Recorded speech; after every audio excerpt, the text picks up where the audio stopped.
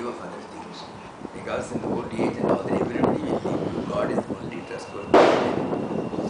So there is no use of going for other things. At least at one stage you live off the worldly things. At one stage is okay, you have to maintain, you have to become people and all that. You should not own everything and still want to think of God. So it's at least at one stage you turn towards God. So, and we deceive ourselves that we are turning towards God. That's all. Turning towards God means to think of Him constantly and to be in meditation.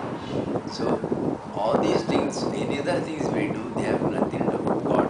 I may write Shivaprana in Sivaratri, I have written 10 books. They have nothing to do with God. That's all. You may do it as an entertainment after you reach it. Before that, if you reach, it's only a waste of time. That's all. You have not reached the highest. So you can't even interpret things properly. And each one may be interpreted differently for different people according to their vasanas. So there is no meaning. Yes. See, Bhagavan Ramana was going around the hill. Suddenly, in Tamil, a number of poems were coming and bubbling one after another inside him. He recognized they are the exact translations of one book called Devi Kalantram, Jnana Kanda. On Jnana, 70 slokas have been there. And I talked about it, about every sloka I took, and the book is available there. So this time Shivani, when she came, she got the cassettes from Venkataraman, Kalpagam's grandfather. See, he got, when I talked here in 1996, I talked on Devi Kalantram, whatever the president told. Then on Guru Stuti. Guru Stuti is where Sri Shankara wanted to learn about the science of sex. Because the wife of Mandana Mishra, even though she defeated Mandana Mishra, she said, I am his better half. How can you say that I have defeated him unless you defeat me? She was Saraswati's avatara. Then she began to ask him questions on sex, which he never knew. Then he said, give me 6 months, I will come back. Then he went along with him to a forest where the cremation ground, a very good king was brought. He was of middle age only. So his ministers, his wife, they were all highly distraught with grief. So he tells his shishas, you please be looking after the body, I'll come back. So I'll go and enter his body. Then Padmapada argues with him, you are a sannyasi, is it okay to be a king and then be with these queens and all that? Is not a papa. He said, soul has no papa punya. It's only the body which has the papa and punya. So this body has always been okay, it has always been pure. That's all. So the question does not raise, especially for a Jivan Mukta. None of these things matter because for me the entire thing is an entirement. Neither this body is true nor the other body is true. So what does it matter whether it's a king's body or a sannyasi's body? The question of sannyasi is more than for sadhaka. So like that there's a big argument and finally he goes there. So he becomes such a good king, they don't want to leave him. He's also interested in it. He's not coming back. So some Vasishtas go there and then talk to him, and then they open this thing, they tell some slokas which look like Vedanta. You are that. So wake up, you are that, like that it ends. Tattvamasi, Tattvamasi, Tattvamasi Bambho. So like that they tell him Tattvamasi Rajan. So there are slokas to remind him. Then he goes, by that time the minister finds that body, he says, it is that man, so if I finish him off, he will remain as a king for a long time. So he sets fire to the body and sends away and all that. Then at that time, he is just going and he finds his hand and feet are gone already burnt. Then he says, Nrisimha Kalavar Karavar Manastotra. Then his body is renewed like and all that just goes. So in that way. So, in what connection was telling this? Ramana Bhajagovindam, but Only when you reach the highest, only then you can then you other can. interpretation. So in his case, he forgot everything. But he wrote all the books and all that after he attained them. Different.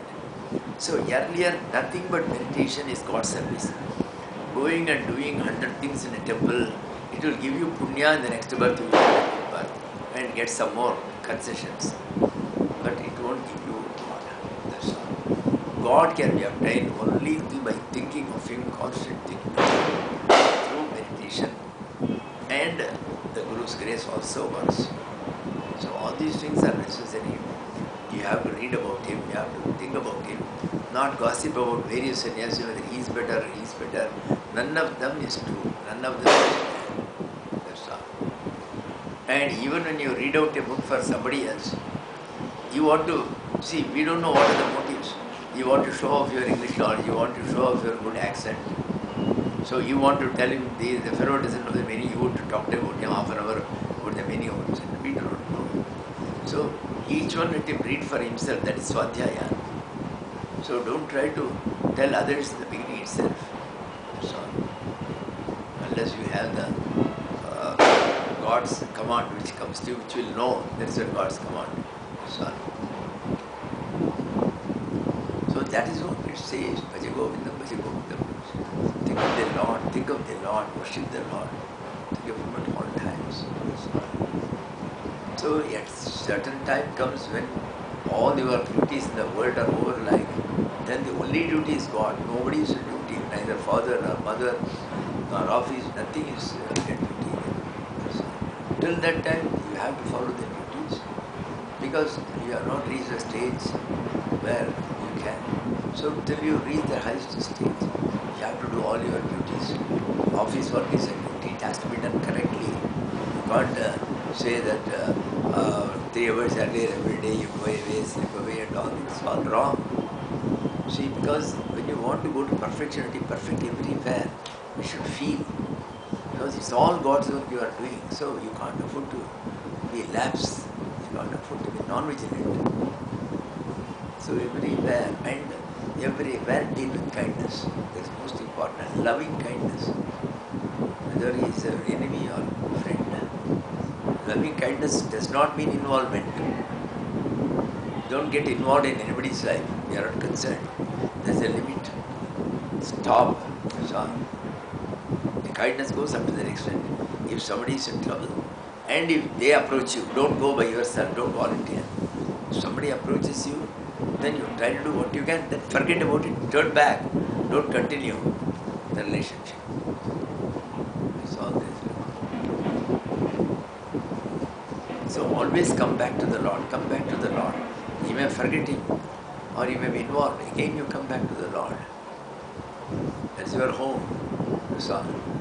The entire day you may forget Him, you may be busy in your office work or whatever it is. Again, the moment you start towards home, Lord, forgive me, the entire day I was so busy I couldn't think of you. So start thinking of Him. That's all. Then the entire around it you go on thinking of Him. Then that thing also automatically, when you are doing things also, that thing will come, automatically it will come. You did not bother. That's all. See, for some time only you have to be careful.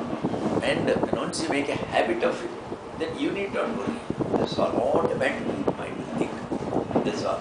Always link it with something. Say, when you are making a round of samadhi, say, I am here every day. Every day I go and make a round of samadhi. So the moment I start this round, I take Bhagavan's name, Lord's name. I go on repeating it through. So it becomes a habit. So wherever you go, the moment you start going around, in whichever temple you will start thinking of Him. So like that you make a habit of it, that's all. The moment you sit in your car, the driver is taking you some 3 hours, then make it a habit, immediately you start thinking of God. So those 3 hours will be full of God. Not seeing again and again, you have come 100 times by this way, what is that we see? That's all. So shut your eyes and think of God.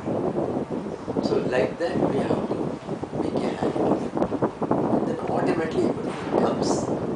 See, Bhagavan, he has studied only 60 years for 9th standard.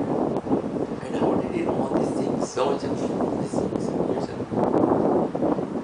When he came here, himself. He was known as Brahmanasramam. He was there in the Guru Bhai.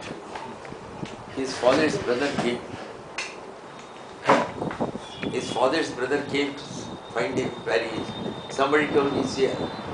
Then from others he knew that he is there. Then he went and told some senior Swamijis, my brother son has come. He's an utter ignorant fellow. He knows nothing. He has never heard about spirituality at all. So you all please take him in your hand and teach him something. Teach him some scriptures. The poor fellow has never studied much of Sanskrit. Like that. Then he went to the Guru Bhai. He didn't go inside because Ramana was already talking to somebody. So he stood outside and was hearing. Somebody was asking him the meaning of one shloka from Dishnamurti Sutra by Shankarananda. And Bhagavan Ramana was answering him. And he gave him 20 different interpretations to that shloka. And all the 20 leading to some sadhana, like that. He was astounded at his knowledge. Where did he learn? There is no need. See, the moment you become one with the cosmic mind, the Lord is a cosmic mind, then whatever you want, everything comes to you at that time. Automatically it comes to you. That's all.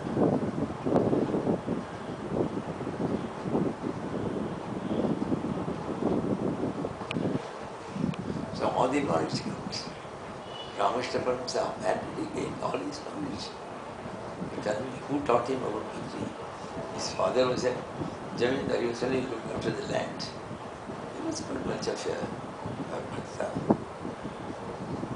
His father was just in the orthodoxy, doing a little this thing, that's all. Now it was there.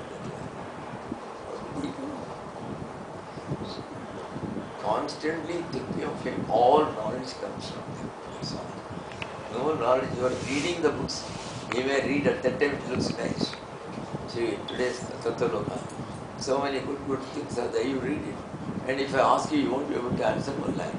You won't remember even one chapter. That's all. But when you read it, everything looked nice. But where from that permanent knowledge? That's important.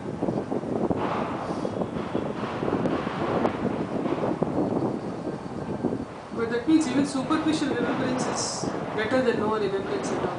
Yes. Let it be so, let it be remembrance is remembrance. Just casually you think of him. Even that is sufficient.